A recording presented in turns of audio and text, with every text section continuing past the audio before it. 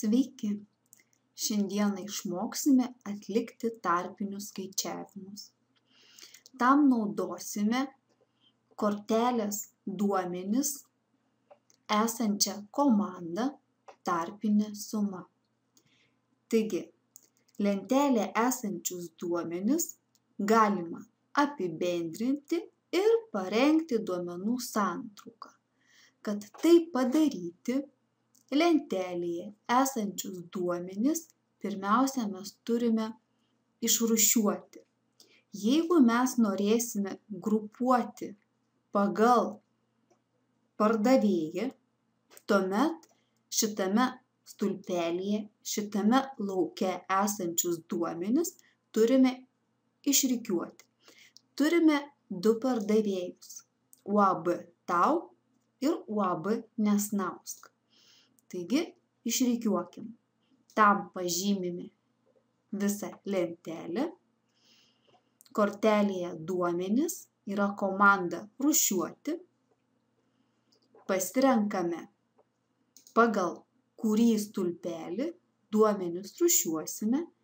Tai yra pagal stulpelį, pagal lauką pardavėjas, didėjančia tvarka.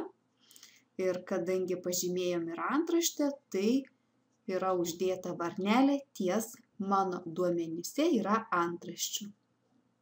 Spaudžiame gerai ir štai gavome, kad pirmiausiai eina pardavėjas Nesnausk ir tada pateikiami uždarosios akcinės bendrovės Tau duomenis. Tai dabar atlikime tarpinius skaičiavimus. Pavyzdžiui, mes norime žinoti, suskaičiuoti, kiek pardavėjas Nesnausk pardavė prekių kiekį ir už kokią sumą tų prekių buvo parduota. Atitinkamai pardavėjas Tau kiek pardavė prekių ir už kokią sumą tų prekių buvo parduota. Taigi tam tikslui mes pažymime lentelę. Pasirenkame tarpinę sumą. Pirmame lauke prie kiekvieno keitimo pasirenkame lauką, pagal kurį mes duomenis norėsime grupuoti. Tai šiuo atveju pasirinkime lauką arba stulpelį pardavėjas. Toliau pasirenkame, kokią funkciją taikysime. Tai yra, mes norėsime susumuoti duomenis, rasti vidurkį duomenų, didžiausią, mažiausią reikšmę ir panašiai. Tai šiuo atveju pasirinkime, kad mes laukus sumuosime. Toliau, pasirenkame, kuriuos laukus norime susumuoti. Tai mes norime susumuoti lauką suma, štai šitą lauką, ir sakėm, norime žinoti, kiek prekių pardavė. Tai yra vienetų skaičių. Tai tam pasirenkame lauką kiekį, kad sumavimas būtų pateiktas ir šitame lauke. Toliau yra 3 pasirinkimai. Pirmas. Tai panaikinti esančius skaičiavimus. Jeigu bus prieš tai kiti skaičiavimai, tai jie bus tiesiog panaikinti. Antras pasirinkimas. Padalinti kiekvieną grupę puslapiais. Ir trečias pasirinkimas. Suvestinės bus pateikta po duomenimis. Spaudžiame gerai ir gausime rezultatą. Štai, gavome tokią lentelę. Šone yra ženklai minusas ir pliusas. Pliusas reiškia, kad grupė yra suskleista, o minusas reiškia, kad grupė yra išplėsta. Tai štai, matome, kad akcinė bendrovė Nesnausk pardavė prekių už 840 vienetų prekių ir pardavė už 416 400 eurų.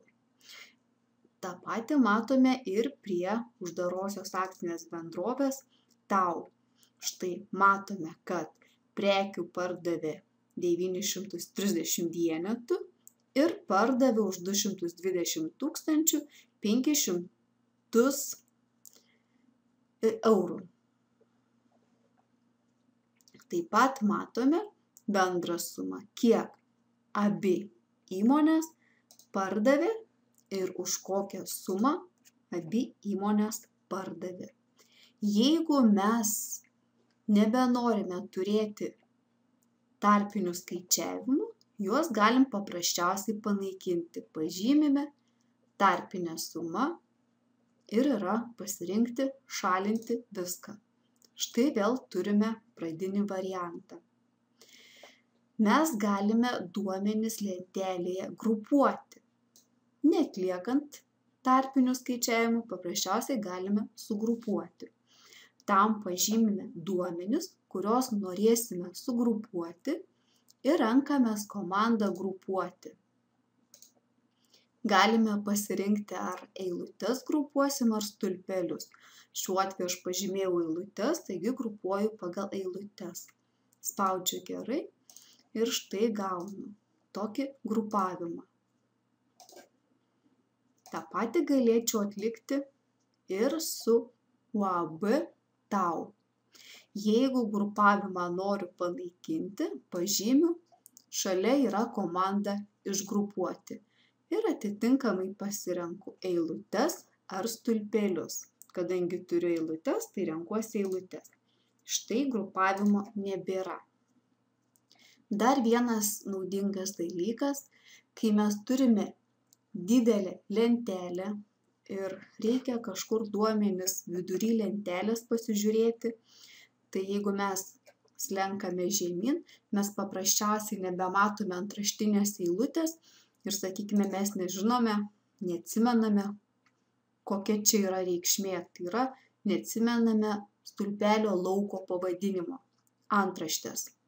Tai tokiu būdu mes galime užfiksuoti antraštinę eilutę.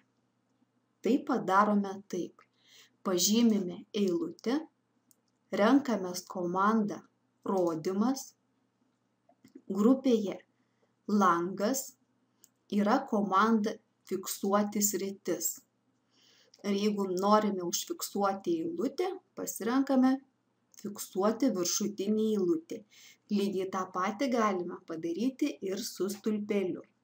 Bet šiuo atveju fiksuojame eilutę ir štai ką gauname. Mes galime žiūrinėti duomenis esančius lentelės pabaigoje. Štai va, matome, kad įrašai kyla, tačiau antraštinė eilutė ji lieka užfiksuota.